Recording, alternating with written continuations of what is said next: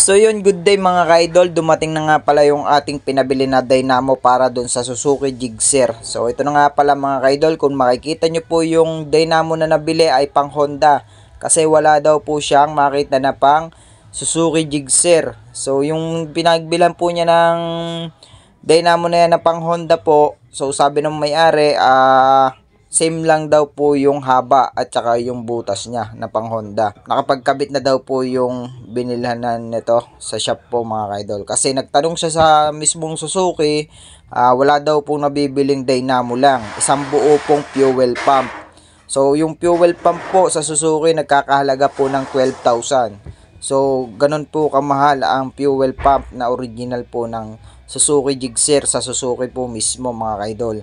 Ayan, buti na lang siya, naghanap-hanap siya na ito, may binigay sa atin na pang Honda. So, same naman daw po to para dun sa Suzuki Gixxer natin na ginagawa. Bago po sa kanya to ibigay mga ka-idol, ay sinukat po yung pinagpaltan. May pinagpaltan po doon, sinukat po yung pan Suzuki Gixxer at saka yung pang Honda.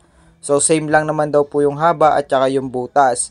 So, ito po yung susubukan natin. So ito nga pala mga ka-idol, pwede daw po itong ibalik, basta wag lang daw po sisirain ng mahaba yung pagkabukas natin yan. Half lang po yung pinagbuksan natin, kung sakaling hindi po same, pwede po natin siyang ibalik. Ayun po yung sabi ng binila ni boss. Ayan. So susubukan natin to mga ka-idol, no? So baklasin lang natin dito sa balot niya. So tingnan natin kung talagang pares po yung fuel pump ng Honda at saka ng Suzuki. Ayan. So ito na nga pala mga ka-idol yan, no? Kung makikita nyo naman siya. So mukhang parehas na parehas po siya mga ka-idol. Tanggalin lang natin tong cover. Yan, natanggalan natin yung cover.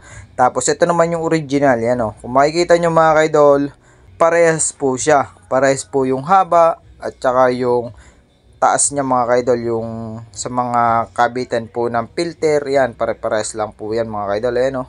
Pinagkaiba lang po ng Honda, yun, no? May ukit-ukit po sa ilalim, pero okay lang yan, basta pares lang po yung haba at saka yung sa kabitan po ng filter at saka yung sa isa pa, yung sa hose na mga idol.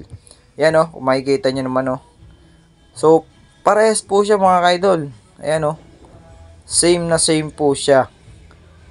So ito po susubukan natin kung uubra po pagka yung tinesting na po natin, paanda rin to. So kukuha po tayo ng battery. Susubukan po natin kung gumagana na po ito, no? Kunin lang po natin dito yung kulay pula na wire. Yan, kunin lang po natin tong kulay pula at kulay black na wire. Yung pula ilagay po natin sa positive. Yan, lagay natin sa positive. Tapos itong kulay black ay ilagay natin syempre sa negative. So susubukan natin to, no mga ka-idol, sa battery. So yung isa nasubukan natin sa battery na hindi na po gumagana, grounded pa. So ngayon subukan natin to mga idol. Ayan, o, kung makikita nyo naman, pumapalag na siya at umiikot na. So goods po mga ka-idol tong dynamo na to. So ito po yung ikakabit natin dito sa fuel pump. Ikakabit na po natin to, no mga ka-idol, no? Dito po natin yan ikakabit. So nagtanong daw po si boss sa Suzuki, napakamahal po mga ka-idol. Kaya pag po tayo nagbabaklas ng fuel pump ng Suzuki, so ingatan na lang po natin kasi mahal po yung genuine niya. Nasa 12,000 po. Yan, baklasin lang po natin ito mga idol para po isalpak na natin yung dynamo. Tanggalin lang natin itong mga wire. Yan, baklasin lang po natin ito mga idol. Yan, may mga clip lang po yan dyan. Iangat nyo lang. Tapos pag naiangat nyo na po mga ka-idol ay higitin nyo lang po. Yan. Dahan-dahan lang po mga ka-idol para hindi po masira yung mga plastic. Yan, o. Baka po mamaya kasi mapunit. Kaya kailangan pagbabaklas nito ay dahan-dahan lang para hindi po siya masira. So yan, tanggal na po mga ka-idol. So isasalpak na po natin tong dynamo. So may nabili nga rin pala si boss na filter ito. Pinabili na rin po natin ng filter. Yan, para goods po. Kasi pag po nagpapalit talaga ng fuel pump or nagbukas kayo ng fuel pump, kailangan po ay papalitan nyo ng filter. Pagka first time po ng pagbabaklas ninyo mga ka-idol. Yan, may mga washer nga pala yan mga ka-idol. Tinabi ko yan, no? Yan, dito po yung plastic na washer na yan para po yan dito sa may filter. Yan po yung mga iingatan nyo diyan na huwag pong mawawala. Yan, papagalan nga pala mga ka-idol ang pagkabit ng fuel filter ng Suzuki Gixxer sa fuel pump. Yan. So ikakabit na po natin to mga kaidol, no. Hanapin lang natin yung pinakaukit niya para doon natin suot yung filter po mga kaidol. Yan, hanapin lang natin dito. Suot lang po natin tong wire mga kaidol. Tapos gawin natin sa fuel filter ay iupi lang natin at ipasok natin mga kaidol. Yan po mga kaidol. Ganun po yung pagkabit ng dynamo at saka yung filter na yan. Nakatupi po yan bago nyo po ipasok. So syempre minakalimutan ako. Ayan, wag na natin kakalimutan mga kaidol. Yung o-ring nga pala. May o-ring nga pala dito sa ibabaw, ano.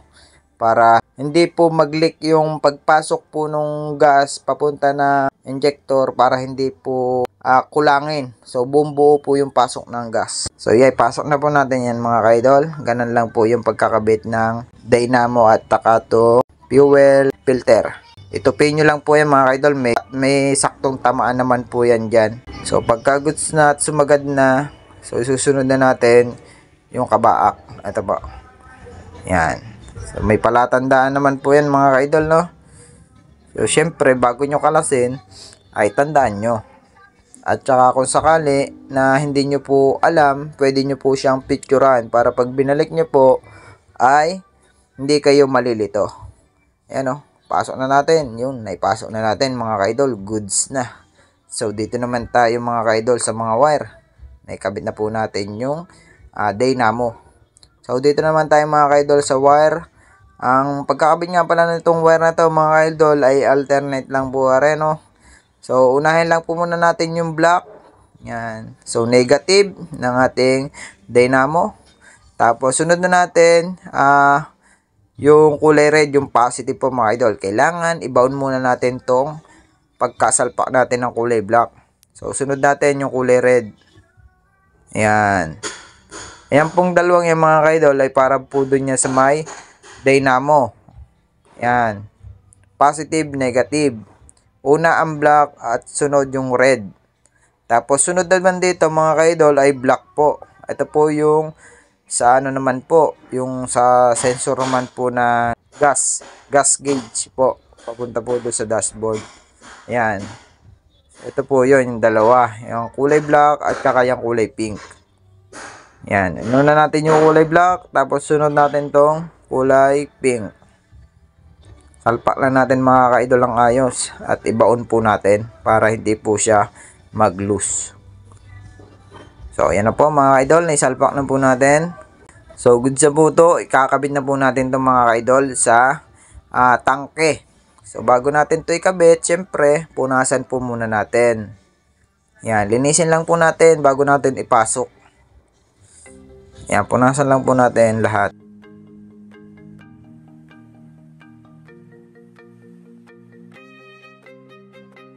Tapos, ito na nga pala mga kaidol. Tapos na natin siyang punasan. So, isasalpak na po natin to doon sa tangke. So, tara mga kaidol dito. Ito nga pala yung ginagawa nating Suzuki Gixxer. So, ito po yung tangke. Yan. So, ikabit na po natin.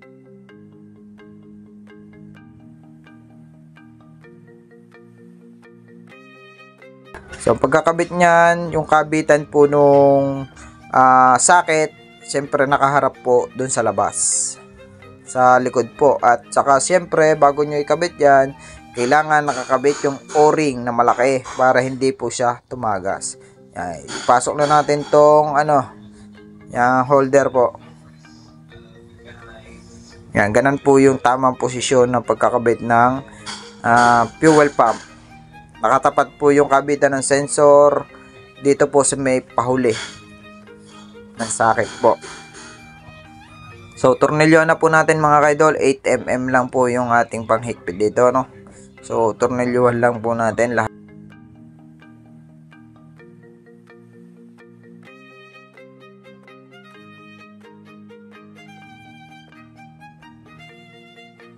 So, ito na po mga kaidol. Isasalpak na po natin yung tangke dito. At tapos, tetestingin natin kung aandar na siya mga kaidol. So, isalpak lang po natin tong gas tank para po masubukan na natin kung andar na po siya mga kaidol.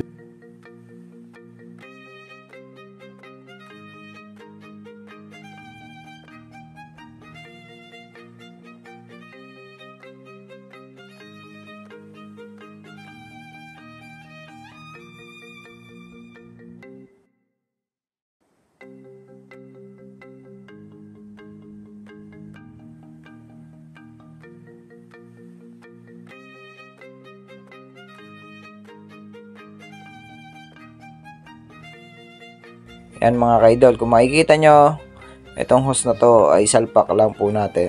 Yan, salpak lang po natin dito sa injector.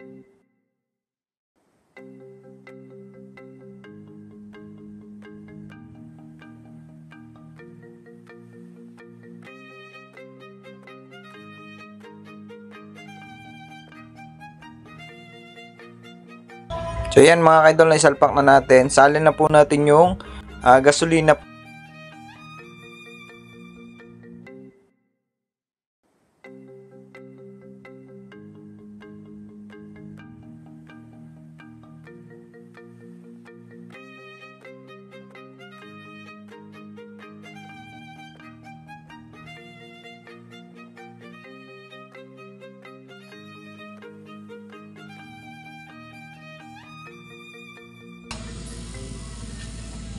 Yun, nagana na. Nagana na ang dinamo. Pa-clutch nga ako.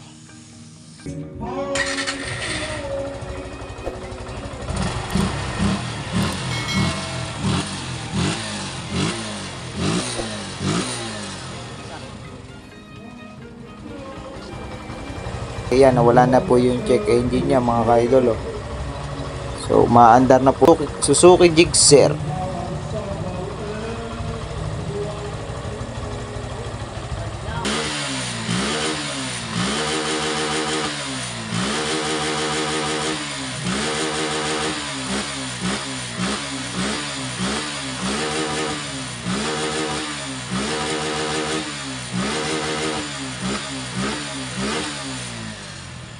So, ang sira lang po niya ay fuel pump or yung dynamo. Yun lang po yung papalitan yung mga ka-idol pagka ganito po yung nangyari sa inyong Gixxer. Na pag sinusi nyo ay parang tunog grounded, ay na po, sira niya. Nagluloko na po yung dynamo. Ito po yung pinagpalitan natin na dynamo. So, pang Honda nga pala mga ka-idol yung ginamit natin. Yan, ayun yung barcode po niya mga ka-idol. Genuine po yan ng Honda. Kinabit natin dito sa Suzuki Gixxer na dynamo. So, same lang naman po siya. Wala naman po siyang pinagkaiba. So, pares na pares po siya mga ka-idol. Kaya kung bibili kayo mga ka-idol, ay yun na po yung bilhin nyo, no? Pang Honda po kasi wala po tayo mahanap na pang Suzuki. Meron naman po mga ka-idol sa online. Kaso mahirap naman. Baka mamaya sala yung dumating sa atin. Yan o. Goods na po mga ka-idol. So yung pagkabili nga lang pala niya mga ka-idol doon sa dynamo na yon ay nagkakahalaga lang po siya na 1. So 1 to lang po yung bili ni idol doon sa kanyang dynamo. So hanggang dito na lang po mga ka-idol. So bago po ang lahat mga ka-idol, kung may natutunan naman kayo sa akin shinare na video, bago po ang lahat, kung bago pa lang po kayo sa aking YouTube channel, please like and subscribe at huwag niyo na rin po kalimutan i-hit ang notification bell para lagi kayong update sa mga video ko i-upload. So yun lang mga ka-idol, maraming salamat. God bless po sa inyong lahat.